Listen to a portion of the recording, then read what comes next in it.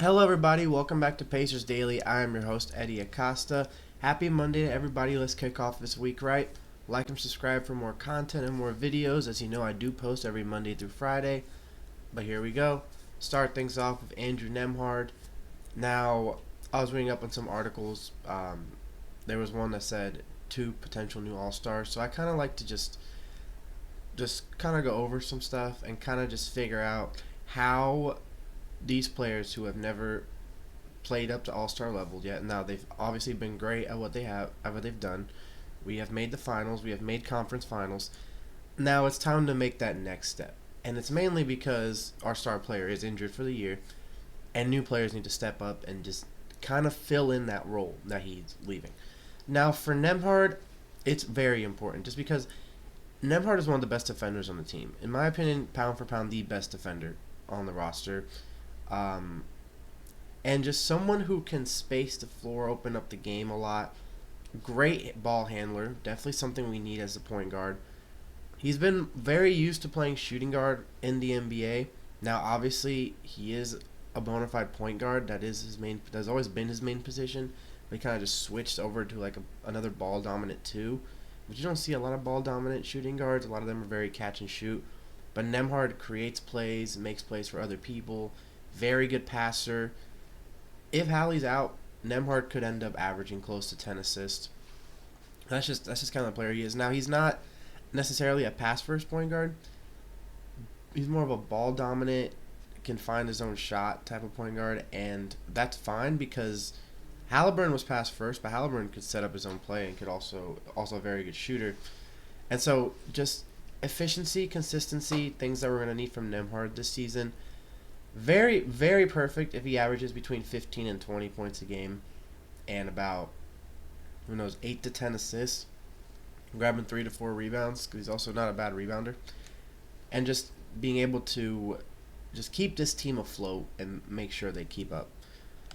And then I talk about him a lot, but he's just someone that can genuinely shock a lot of people this year. And that is Benedict Mathurin. Now, there's not a lot of people in the NBA that have like a better actual skill set than Mathurin.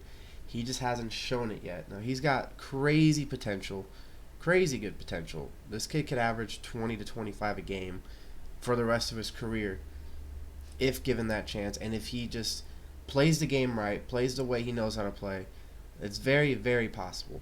Now, obviously, he's been more around the 14, 15 point a game for the start of his career. And obviously, that counts a year where he was injured for most of the season, a year that he was on the bench the whole year, besides whenever there was injuries. But as a starter and even off the bench, he has put up some big games. An almost 30-point game off the bench in the playoffs. Was probably the best player in that game for the Pacers. There's been games where he gets on the court, and he's the best player on the court. He can make his own shot. He's the best at drawing fouls on this roster. Pretty good free throw shooter. We're not talking about game 5 of the NBA playoffs. But, very good free throw shooter.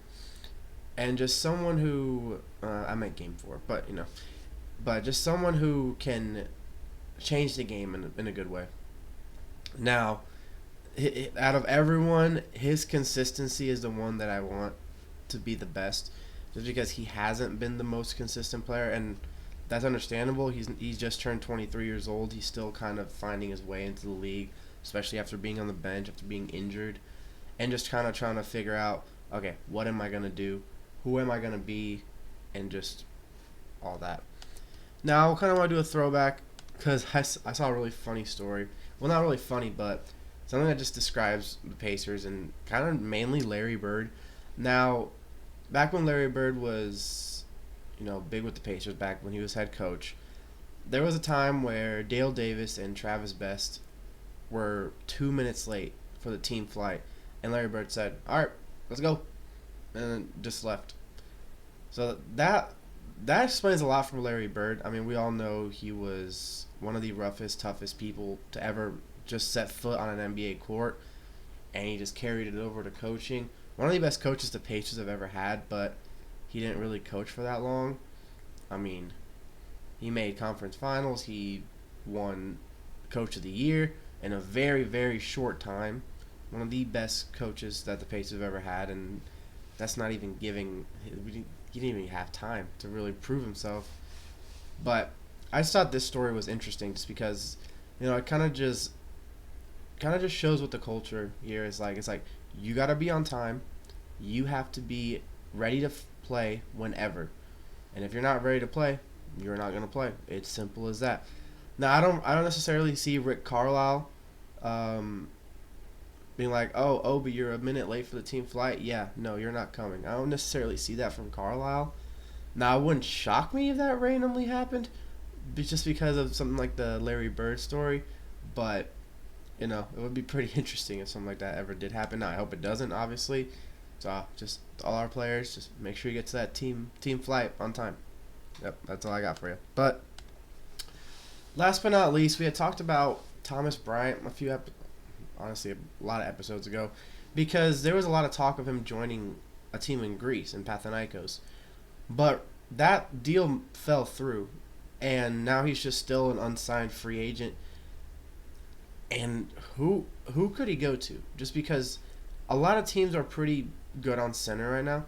Now, a team like the Knicks would be a good fit for him. I mean, he's from New York, and they need depth. They don't really have depth outside of the starting lineup and Deuce McBride and Mitchell Robinson.